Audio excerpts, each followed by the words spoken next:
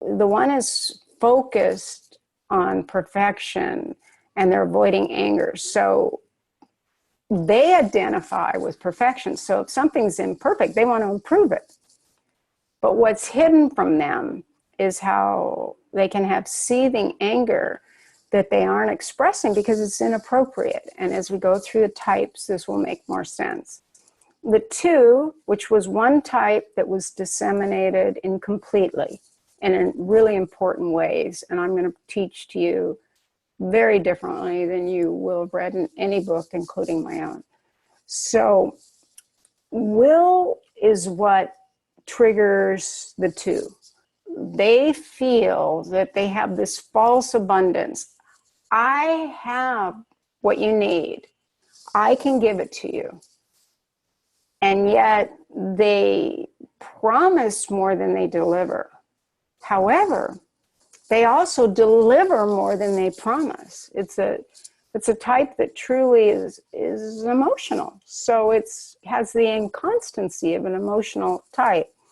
But what they disown is their personal need, that they may be offering you water or stopping a class and saying, oh, if you don't mind, I'm going to get everybody water. And then they, fill the water glasses. And what's disowned is they needed water.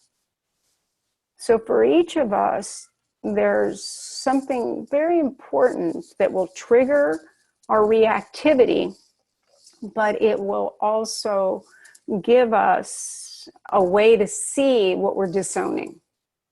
And why we're disowning it also becomes important. So if you can just get this trap and avoidance as to what triggers your reactivity, it's very helpful. So with the 3, the trap is efficiency. So if they see something really inefficient, gosh, they just have to intervene and simplify it and make it work. Because then you get performance, then you get success. And that's what the 3 is focused on. And why? It's because what they're keeping from themselves is this extreme fear of failure. Now, all 9 types want to be successful, and all 9 types fear failure. But are you preoccupied with efficiency? And are you preoccupied with being the best? Because even second best is failure for a 3. Even if it's still extraordinary and they reframe it, in that moment, being number 2 is like a knife, to the heart. And then they have to do a little internal work to then make being number 2 still in the top 10 or the top 2. A great example is I had a 3 that had a best friend that went through high school together, and they were vying to be valedictorians, both of them.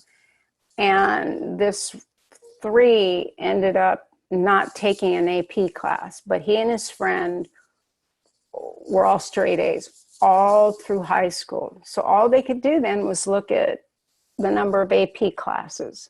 And because this one friend had taken an AP class, he was given valedictorian, and this poor 3 was given the salutatorian. Now, if you were a 5 and you were smart, you might just be the valedictorian. Yeah, you'd want that because information is how you survive. But for a 3, it would be, I didn't think about that. I didn't emotionally understand that.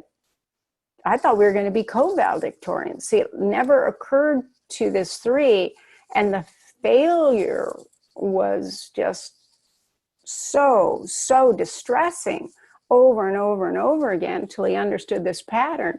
And then he could say, oh yeah, I wasn't told that could be important later. And when I first was competing with my best friend, I didn't even, know I was going to try and have straight A's and beat him. So it's all relative, but it's very painful if you're a 3 and you want to be the best, and then there's some little loophole that comes in and you're not. Now, none of us like it, believe me. But for 3, it's like so disconcerting because that was their goal. They naturally set goals. No one needs to teach them how. Like, I still don't set goals. When you get into Tritype, 3 is like the last number I get to. So it's not a part of me, but I do see what I want in the future. And I just start moving towards it without having like a plan. And I usually get there, actually.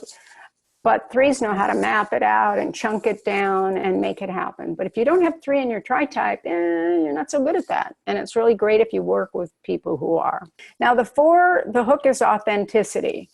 And like for a 4, if something doesn't feel authentic, it feels less than. It feels meaningless. Because the 4 is all about giving meaning to suffering. And so in any way that the 4 has suffered, they've created a way of being, an image. Because remember, hard types create an image to manage suffering and grief about being rejected or the fear of being rejected. So they come up with personas, much better than the other 6 types. So for the 4, they create the persona of uniqueness. But when they realize that, wait, it's not authentic because they've created this persona, it's kind of devastating because they have sophistry then. And in the advanced work, I go into Ichazo's dichotomies, and this will make more sense. But in the case of the 4, if something's inauthentic, boy, it gets the blood boiling. And it's the trap that hooks them. But underneath that is a fear of being fundamentally inadequate, that you don't possess what's needed to survive or compete with others. Even if in your persona you see how you can do something no one else can do, the 4 forgets that whatever gift they have translates to any medium they want, and that maybe that person that who has a mind that can work faster than a calculator makes them feel threatened because they're more creative. They forget that the calculator person usually does not have the artistic understanding or sense of aesthetics, and one isn't right and one wrong. We just excel at one more than another. But that's what the 4 struggles with. The 5 struggles with the trap of observing. They can be so into observing things, like even the conflicts of others, they're just going to observe it. They don't engage, and they become non-existent, and they're unaware of how they disappear. Now, when the 5 becomes conscious of that, they feel the discomfort of conflict. Like, I'm going to teach you like that the 9 has this avoidance of conflict, and that's true. There's no question. But it's actually the 5 that disappears with conflict. They observe conflict, their own and others, and with others, and people having conflict with one another. They just go back, and become this observer. And then they're no longer embodied. They may just be from the eyes up and not down embodied. So they go away. And they don't go away like a 9 who's still physically there. The energy of the 5 is gone. And you know they're not there, but you try to get them back, kind of to shake them back. And the more you do that, the more they're gone. So this is kind of the ghost part of what happens with the 5, but it's when they feel really threatened. So when they can learn that if they're observing and not engaging, that more negativity in their eyes is going to come towards them. They can learn to be more physically present and then kind of engage in a constructive way in whatever is causing them stress, and then fully being here. Like one 5 said that they have a fear of being fully embodied, and I thought, well, what's that? And then I asked all the other 5s in my early research, and it was a form of non-existence, that you're safer. That if you're fully embodied, whoa, danger can get you. And remember, we're in the head center. So your mind can conceive a lot of things. Now with the 6, the trap is security. The 6 will be doing everything to be secure or more secure or secure in this way. Like a great example is sometimes 6s, even counterphobic 6s, will say, oh, wait. Oh, does that mean I have to go on the freeway where it changes from 280 to where you can go to 101 back to 280 and I could make a mistake? Because remember, the 6 is afraid of making a mistake. Not to be wrong and fundamentally imperfect like the 1, but if you make a mistake, then you could be blamed for something that you don't want to be blamed for, that you didn't do. So the trap is trying to do everything to be secure, that nothing will come your way negatively, but then you're no longer there. And if you haven't declared yourself, then people don't know you. If you're not willing to risk being blamed, then you haven't learned how to handle being blamed. Now, some types like the 8 handle that a little too well and they get in trouble in a different way. But that is the goal for the 6, and to just see how many things they stop doing because they need security and certainty.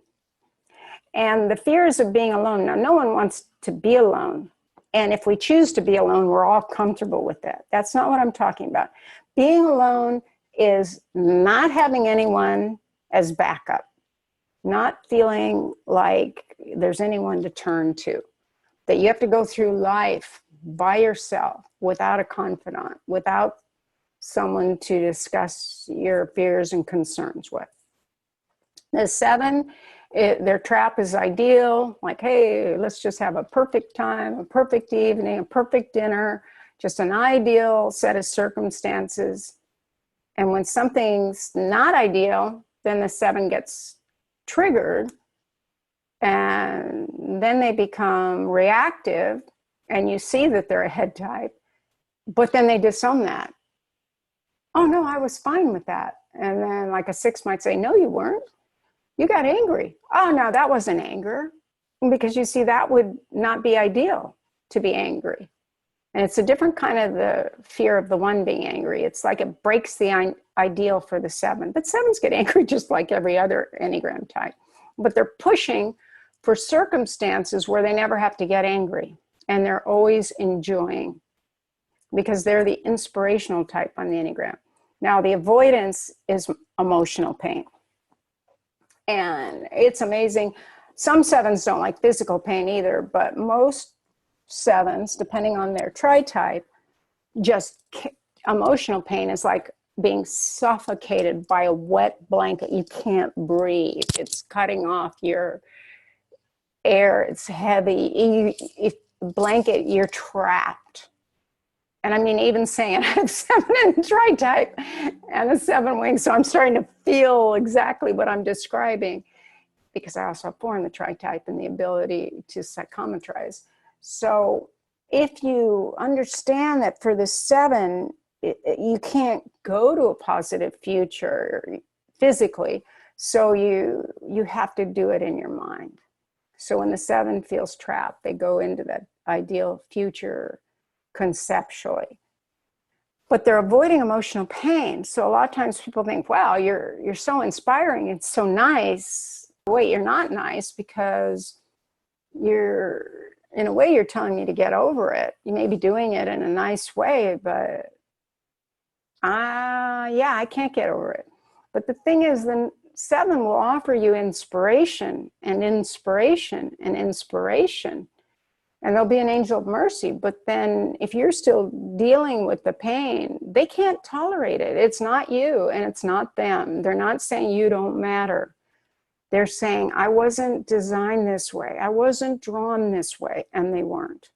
So with each of these types, they're not trying to hurt each other with these styles. What's happening is they are trying to survive. And by coming to a workshop like this, you're learning what's at the heart of each type, including your own, and then you can begin to see what you're doing. So for example, with the 8, boy, my trigger is justice. I can say, I'm just having a kickback day.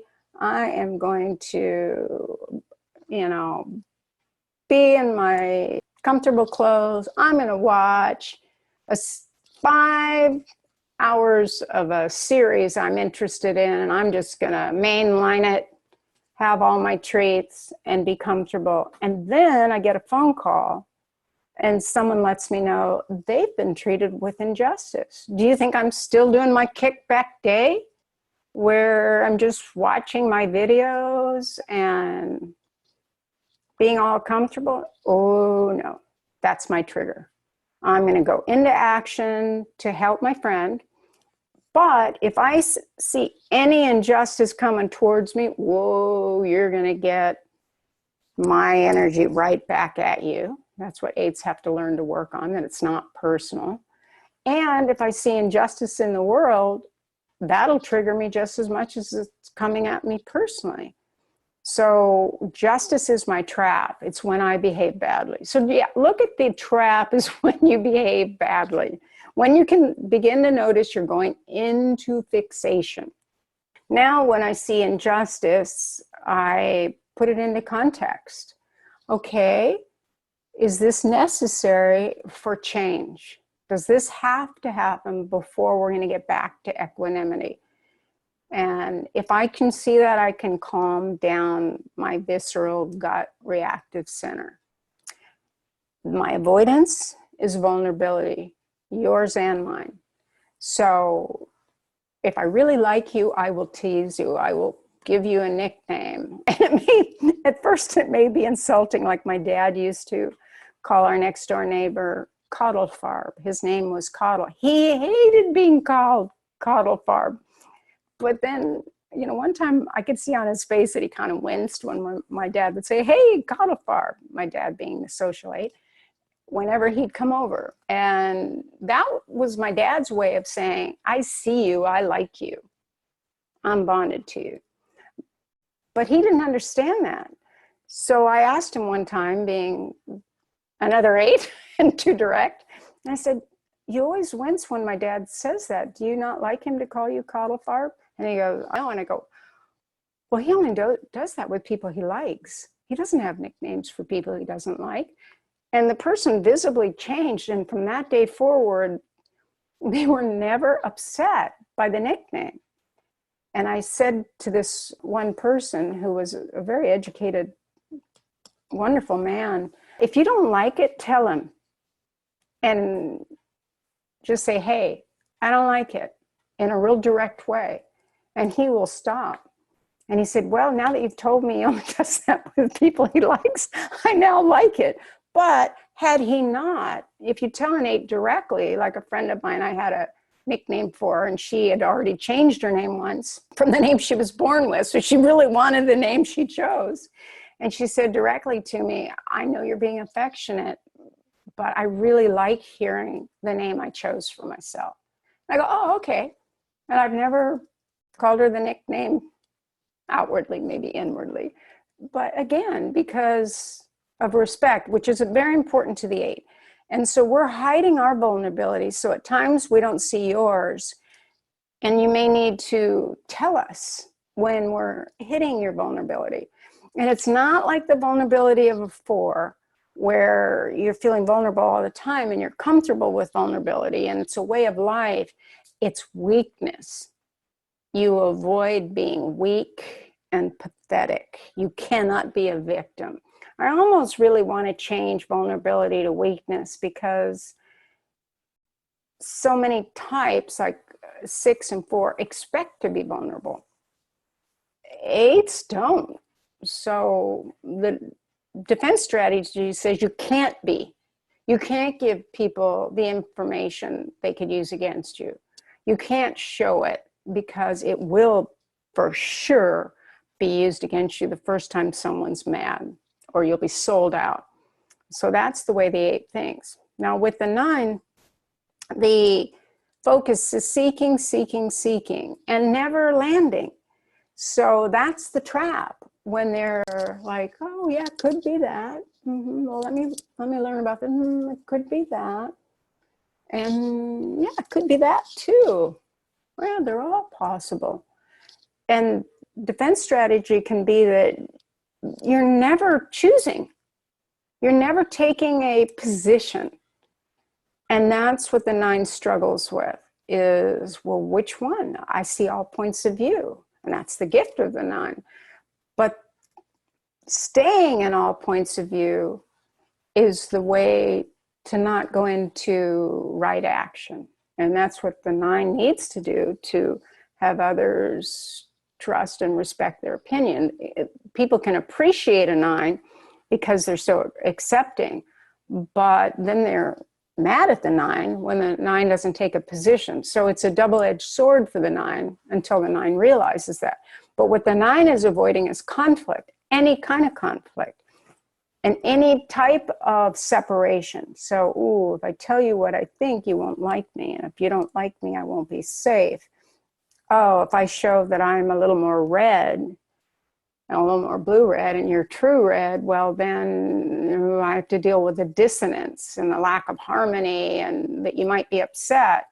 Well, then all of a sudden, the 9 is not showing who they are.